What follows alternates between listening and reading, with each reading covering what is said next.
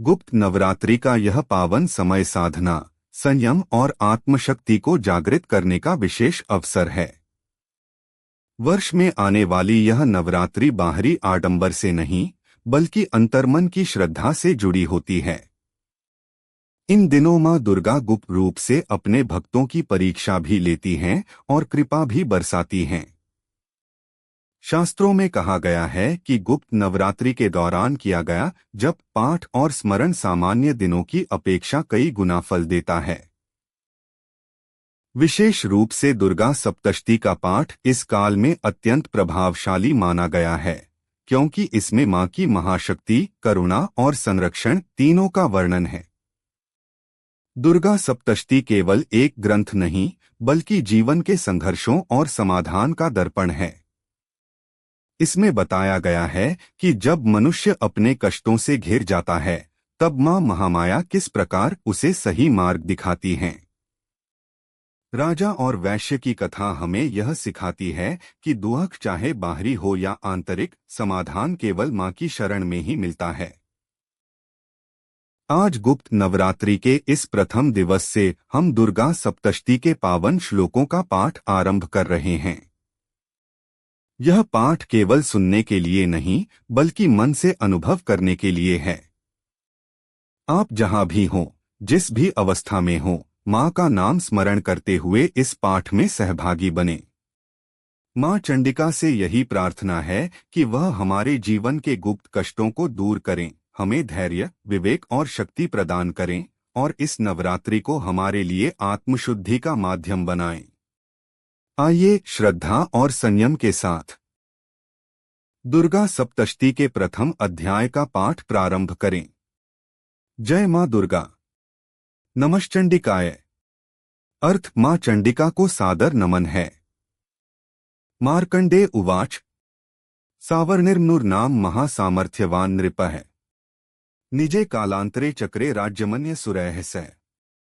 अर्थ मार्कंडेय ऋषि बोले, सावर्णी नाम के एक अत्यंत शक्तिशाली राजा थे, जो अपने समय में अन्य राजाओं के साथ राज्य करते थे। सोपी कालांतरे प्राप्ते राज्ये नष्टे खिलात्मने वन ययो महामुनिर्मेधसा सह संयुतः।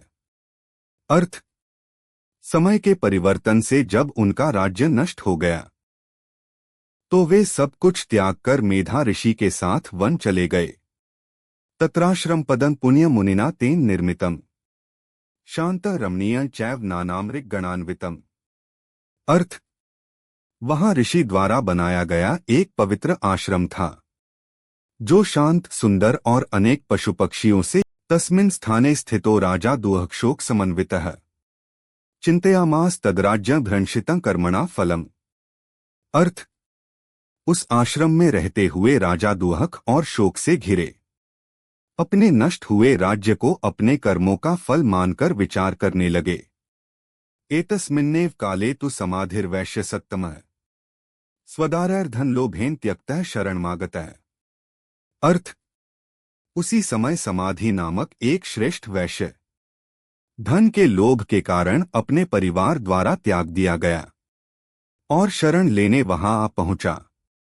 सतेन सह संयुक्तो मेधसा मुनिना सह उवाच राजातं वैश्य दुःखितं शोकपीड़ितम्। अर्थ राजा उस दुखी वैश्य के साथ मेधा ऋषि के समीप बैठकर उससे उसके दुःख का कारण पूछने लगे। राजोवाच। भो वैश्य, किमिदं ते दुःखं येन त्वं शोकसागरः किमर्थं परितप्यन्ते हृद्यन्ते निरंतरम्। अर्थ राजा बोले, हे वैश्य, तुम्हारे इस गहरे दुःख का क्या कारण है? तुम्हारा हृदय निरंतर शोक से क्यों व्याकुल है? वैश्य उवाच। स्वजनैर्धनलोभेन त्यक्तोऽहं नृपसत्तम दुःखितमा न जानन्ति बांधवाः स्नेहवर्जिताः।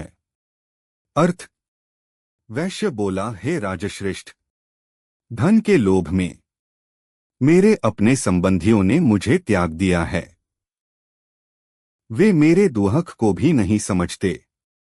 तेषां गृहेषु स्नेहो में कथन न स्यादितीश्वर किं करिष्ये कथन जीवेत चिंता मां परिपीयेत।